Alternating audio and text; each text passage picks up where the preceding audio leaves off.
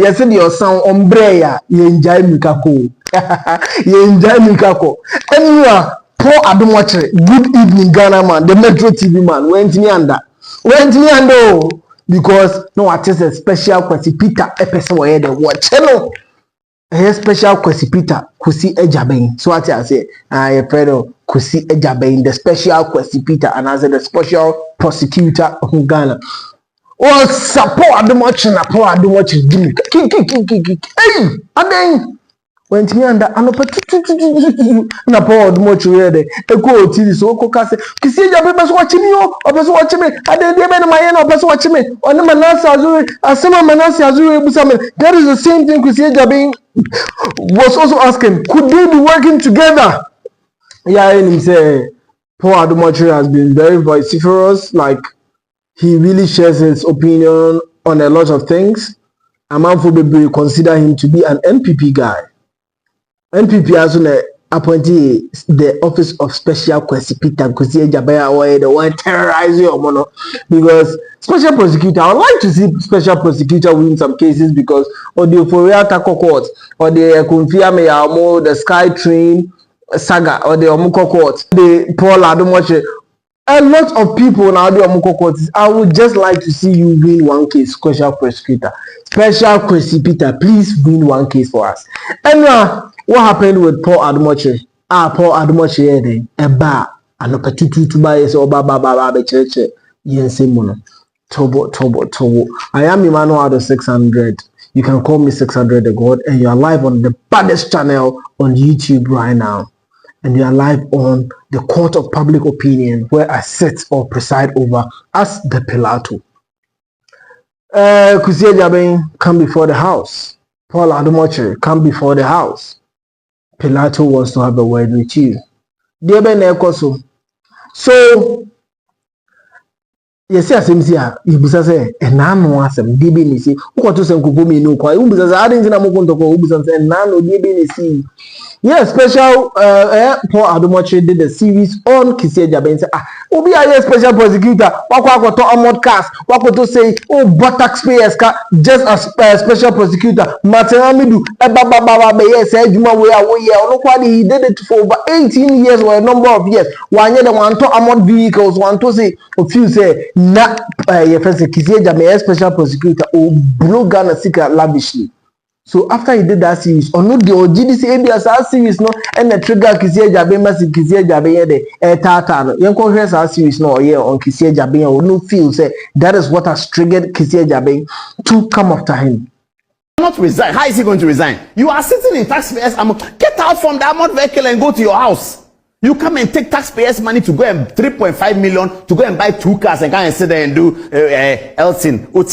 Adom-Otchere, balderdash like that. Who does he think he is? 43-year-old boy. You take taxpayers' money and go and buy armored vehicle. 43-year-old boy. You go and buy armored vehicle. Write to Minister of Finance. I want armored vehicle because I'm Special Prosecutor. Martin Amidu was Attorney General for 13 years. 13 years, Martin Amidu was Attorney General, going to court, coming back and forth. 13 years, Martin Amidu was sitting there as Attorney General. He became Special Prosecutor. Did he ask for BMW 750, 1.3 million? Did Martin Amidu ask for that? Martin, he said that 43 years old. How much work have you done? Then you become a government something. You make them insult government people every day. You make the politicians look so bad. You heap insults on people. What is that? 43-year-old boy, you come and say, I want armored vehicle. You put the black armored Mercedes there. Let me show it to viewers. This is the car he was. Look at all these cars. What is he doing with all these cars? Then you come and pretend that you are suffering. Should I get frustrated? You are talking about frustration. Ghanaian taxpayers cannot pay anything. They can't pay school fees. They can't pay their MTN bills. MTN is increasing bills. They are not frustrated. You are frustrated when you have taken the taxpayers' money to go and buy this. Auditor General, you have to audit Kisi Jaben. Auditor General, please, Article 187, look for it for me, Kweku. Article 187, the duties of Auditor General. It's in 187. 187.2. Get me 187.2. Article 187.2 of the 1992 Constitution. Let me show you to viewers. You Kisi Jaben, you sit down there and Ghanaian taxpayers cannot buy MTN. and you come and stand here and ask whether you are frustrated. You have taken the taxpayers' money. That's why they can't buy MTN. You've collected their money to go and buy armored vehicle. 43-year-old Akola. You've gone, you have a government job. You write to Minister of Finance, I want armored car. And he's still sitting there, pretending that he's looking for corruption, pretending he's chasing corruption. All that he does is balderdash. What work is he doing there? Look, President Akufo-Addo and his people, they should come clean on this matter. I don't even get it. They should come clean on this Kisi Ajabin nonsense going on. They should come clean on it. What's the president doing? What kind of 43-year-old boy come and ask you that, go and buy me a armored car because of special prosecutor, and they agree? What is that? What is this with government? What is that? How can the government agree to go and buy him 43-year-old boy armored car? Is he all right? How does he even present a budget like that? I want an armored vehicle.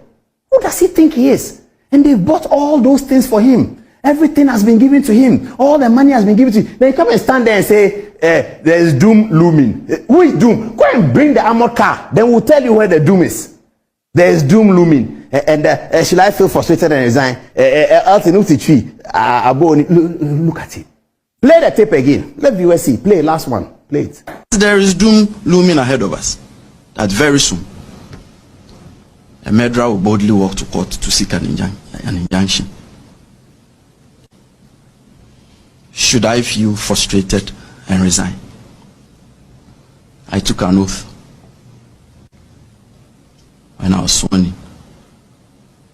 And in my life, when I take on the reins to do something, I do it to the best of my ability. Those who do not understand Tree, please forgive me. They say I'm a unkwanoma. Me de me cry Adom-Otchere. Me hear me to me. He said, "Ordinary Adom-Otchere." Really? That's the most ridiculous statement I've heard in 2 decades. A man who takes taxpayers' money to go and buy a car, 3.5 million for 2 cars, says that I have sacrificed my soul for Ghana. And the journalist believed it. And that's my concern. Why hasn't the story come out? This story, why hasn't it come out? This Kisi Ajabin story, why hasn't it come out? He has been paid the money. The government has acceded to his demands. They have paid him the money. Where are the cars? Has he bought them? Does he use them? What does he use them for? Auditor General should audit these things. Article 187 should kick in. Auditor General should audit him. What's he doing with the money that government gave him? Or he thinks we're not going to go to that story. He thinks he's some ironclad man. He's so important. Nobody's going to penetrate. If all the media won't do it, we will do it. We'll do it. And the general public are interested because this is a matter of high public interest. How can you take taxpayers' money to do that? How can you even make that request? Are you sensible? You make that request, 43-year-old boy. You become special prosecutor, say, government, buy me S-class 500, 43-year-old boy. Then, what is this? Who do you think you are? So he did this series that made a lot of people realize, hey, like Kisi Ajabin said, budget and here to be able to do your job it's amazing, because the type of cars you want, the taste, the sophistication of the cars, and how you want it. Do you need all this to be able to, so as I said, to be able to do your job as a special prosecutor? Really? Yeah, more vehicles way, land cruisers way. Yes, he came to mention it. And Kisi Ajabin so didn't need it. Yes, we on Paul Adom-Otchere was the board chairman of Ghana Airport Company. And Kisi Ajabin so Shuma, according to the letters, fly around our headquarters in Zakembi. No, during the airport, the airport, place. So as I say, and as a board chairman of airports, companies, or as board chairman, na Kisi Ajabin feels no Paul Adom-Otchere where the ebo into invite no Paul Adom-Otchere many back and forth. The day I know about the condo, so you invite me 3 p.m. but we know that they are not going to release me on bail. So Paul Adom-Otchere they know about because Timothy Yachimi is say intimi Yachimi. It's a short story, but if you tell a short story to 25 people, then it becomes long. So I want to put the story out now based on the letter that the OSP wrote, what they are looking for, so we can see it. So let's begin with the letter that the OSP wrote to me. So this is the letter that the OSP wrote to me. It's here. It says that it's on 25th July and it's addressed to me, Paul Adom-Otchere, former board chair, Ghana Airport Company. Direction to attend the office of the Special Prosecutor. It says the Office of the Special Prosecutor, the OSP, has commenced the investigations into suspected corruption and corruption-related offences in respect of the Revenue Assurance Audit Services Agreement between the Ghana Airport Company, GACL, and Evertex Logistics Limited. You are considered a suspect in this investigation. Accordingly, you are directed to report to the Office of the Special Prosecutor located at 6 Haile Selassie Avenue, Southridge, Accra on Thursday, 31 July at 3 p.m. for an interview. You may be accompanied by legal counsel of your choice. So this is the letter that Kisi wrote, and this is the substance of the letter. So what is the story about? What is the whole brouhaha story about? So in his letter, in the letter of the OSP, he says that the original letter, he says that he's investigating some revenue assurance, something like that. Okay. In my interviews, I wondered why a board chairman is connected with something that has to do with procurement and all that, because under the Procurement Act, board chairman is not a part of it. The Procurement Act doesn't mention a board chairman anywhere. But anyway, this is Kisi Ajabe and the OSP, so no problem. All right. So he says he's investigating something related to revenue assurance audit service of a contract between some company, Evertex.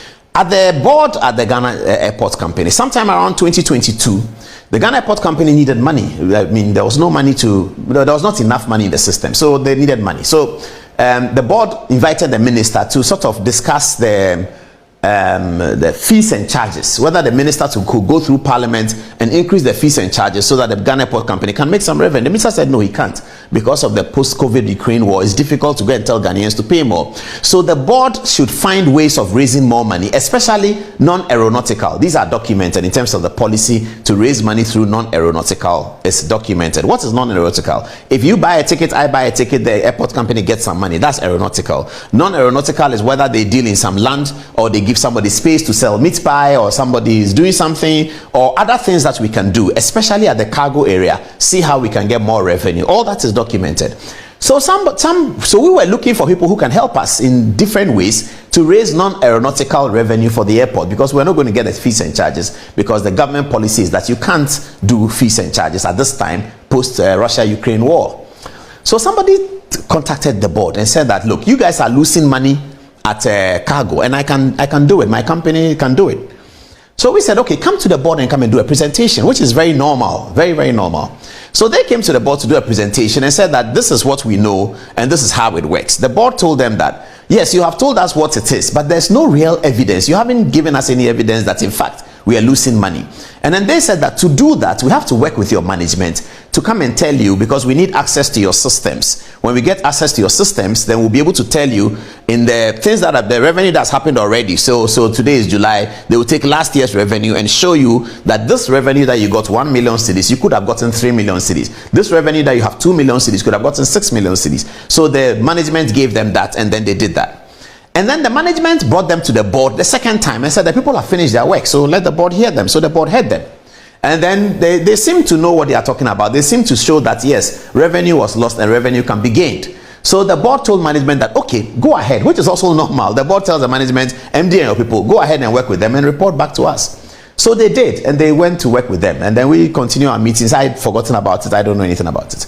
Then the management comes back that they finished with the people. They brought a proposal. It's a workable proposal, but it looks like the proposal, the people are saying that, well, I left something out.